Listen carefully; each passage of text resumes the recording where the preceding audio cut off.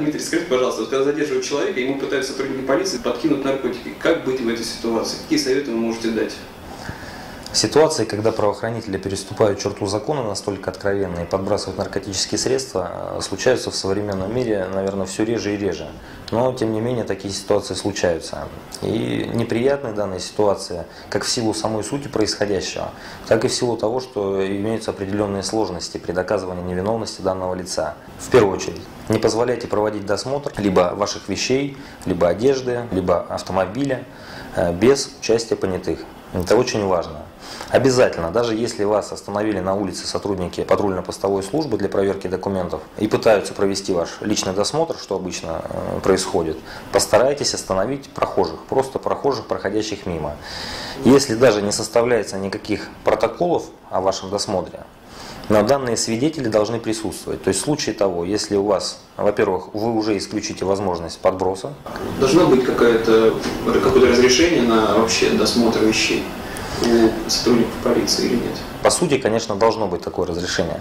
Однако зачастую добиться какого-то разрешения не добьетесь. Поэтому не надо спорить здесь с сотрудниками полиции, нужно просто абсолютно спокойно пояснить, что извините, я готов предоставить вам свои вещи, скрывать мне нечего, я законопослушный гражданин, но хотелось бы провести данную процедуру в присутствии свидетелей, так называемых. То есть эти же люди в случае, если у вас что-то обнаружат незаконное, будут вписаны в протокол, и они смогут потом в дальнейшем, либо на следствии, либо в суде пояснить суть происходящего. Как получилось, что у вас обнаружили, откуда достали и так далее. Это очень важный момент. Протокол вообще ведется сразу, как только вас задержали, или он будет составлен позже?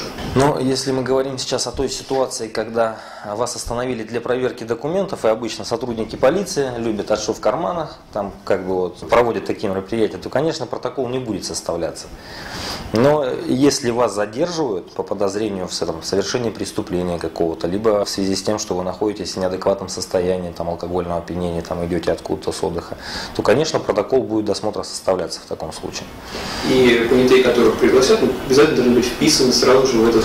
Да, но если мы говорим, то есть, об административной процедуре привлечения человека к административной ответственности, то здесь будут называться они понятыми свидетелями. Если это уголовная процедура, то, соответственно, свидетели будут называться понятыми, которые имеют определенные права и обязанности свои по Уголовно-процессуальному кодексу.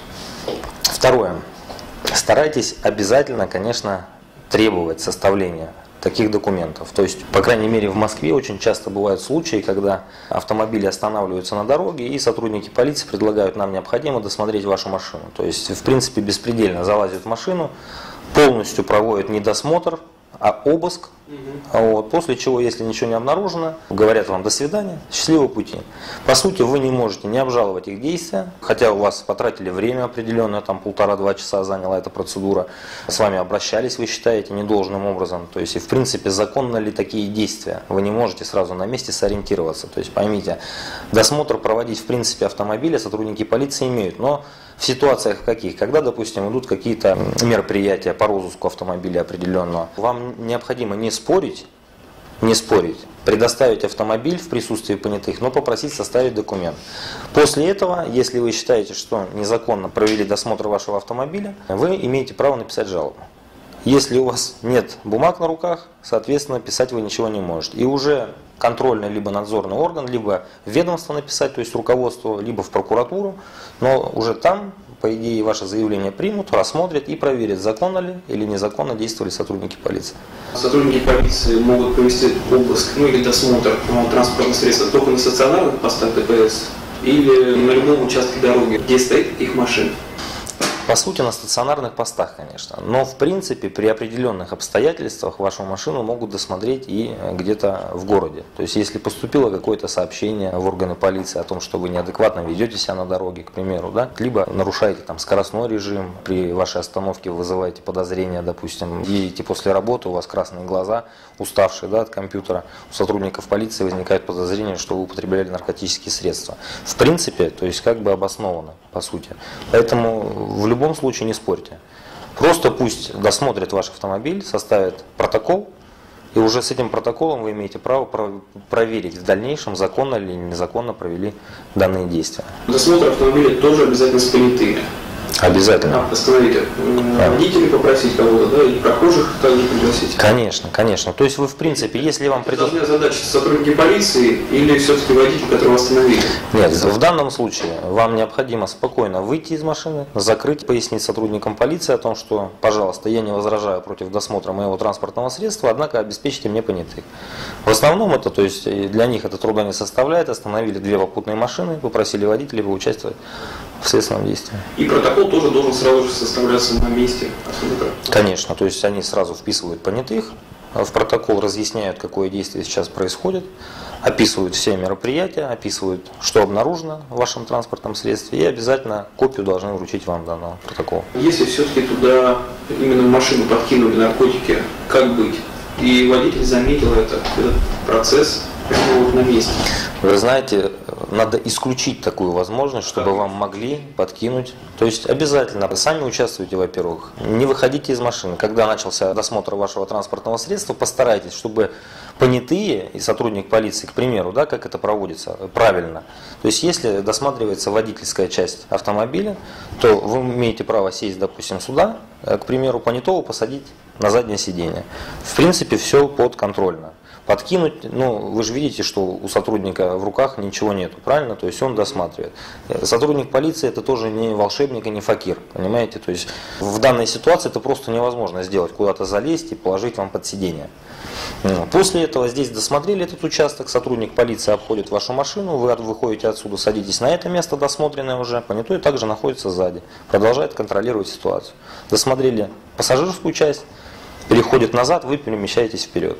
Вот таким вот образом, соответственно.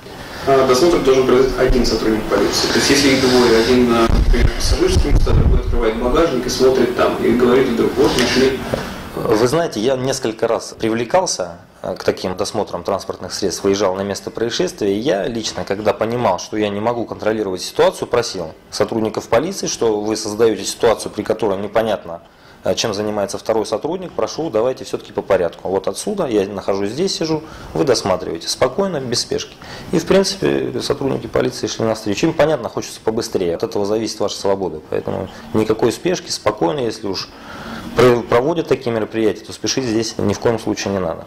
Насколько глубоко они могут осматривать машину, открывать вообще все какие-то там бардачки, сиденья, поднимать, отрывать коврики, вскрывать какие-то там еще узлы машины? Но в принципе в доступные места они могут залезть. Если вы говорите о каком-то техническом уже, да, изменении, то есть открутить, допустим, снять панель двери, да, и посмотреть, что в двери находится, то я думаю, то здесь однозначно должны быть весомые основания. Вы понимаете, вот такие мероприятия, как вы называете, да, когда машина вот таким тщательнейшим образом досматривается, это обычно при задержании преступников, допустим, по перевозке наркотических средств. Это уже однозначно возбуждено уголовное дело, это уже однозначно есть указание на задержание, в дальнейший арест, то есть этому человеку сразу оденут наручники, заполнят протокол задержания в порядке 91 статьи. Остановить, допустим, любое транспортное средство и досмотреть его таким образом у них не получится, понимаете, то есть это абсурдно. То есть обычно не злоупотребляются? Нет, конечно. Глубоко так не заходят? Нет, то есть действия сотрудники полиции, да? Есть определенные посты, в Краснодарском крае я слышал, именно славящиеся такими досмотрами, вот, но они работают по программе «Антинарк» называется. То есть они останавливают очень большое количество, именно на этом посту занимаются досмотром транспортных средств. Чуть водитель вызывает подозрение, отъедемте, извините, можно досмотреть машину. Поймите, если здесь таким образом он повредит что-то, ему же придется за это отвечать. То есть, опять же, я говорю, вам дали на руки протокол, у вас разобранная машина, вы говорите, извините, вы разобрали, я собирать не собираюсь. Тут же можете позвонить дежурному там, в управление собственной безопасности и так далее, проверьте законность. Мне испортили, разобрали мой автомобиль. Это законно или нет? Однозначно надо зафиксировать и куда-то обратиться. Теперь давайте поговорим о задержании на улице, к примеру, и попытке подбросить наркотические средства при вашем личном досмотре. Если вас задержали и надели наручники, не приглашая понятых, не реагируя на ваши просьбы о приводе понятых, вам необходимо в первую очередь, когда понятые все-таки будут организованы сотрудниками полиции, чтобы оформить изъятие подброшенных наркотических средств, вам необходимо незамедлительно при появлении понятых пояснить, что у меня, к примеру, в заднем левом кармане находится какой-то объект, какой-то сверток. Я не знаю, что это за сверток, но этот сверток мне не принадлежит. После этого при вашем личном досмотре этот сверток, если у вас из правого заднего кармана достают, то, конечно, здесь уже понятые, по крайней мере, имеется шанс оспорить данное следственное действие. То есть у нас получается, понятые пояснят в суде, когда мы прибыли, лицо уже находилось в наручниках, вот, и сразу нам пояснило, что у него в заднем правом кармане какие-то вещества. При этом, если это какой-то сверток в полиэтилене, проведут обязательно дактилоскопическую экспертизу, не установят наличие ваших отпечатков пальцев. Таким образом, подводя итог нашего разговора, вкратце хотелось бы остановиться. Первое. Не позволяйте проводить досмотр без участия понятых. Обязательно настаивайте на составлении документов, соответствующих протоколов. Не трогайте, не прикасайтесь руками к тому, что вам подбросили. И обязательно напишите жалобу сразу непосредственно после того, как все произошло. Обязательно. Потому что потом в суде может стать вопрос о том, почему вы, если посчитали, что действия сотрудников незаконны, почему вы не написали заявление в соответствующий орган, почему не написали жалобу. Написать данную жалобу или заявление можно непосредственно в том органе, куда вас привезут в дальнейшем, то есть подать в дежурную часть, либо сотрудникам МВС и так далее. Таким вот образом. И самое главное, постарайтесь привлечь адвоката по возможности, если уже такая процедура проводится. Хорошо, Дмитрий, спасибо большое за информацию. Спасибо.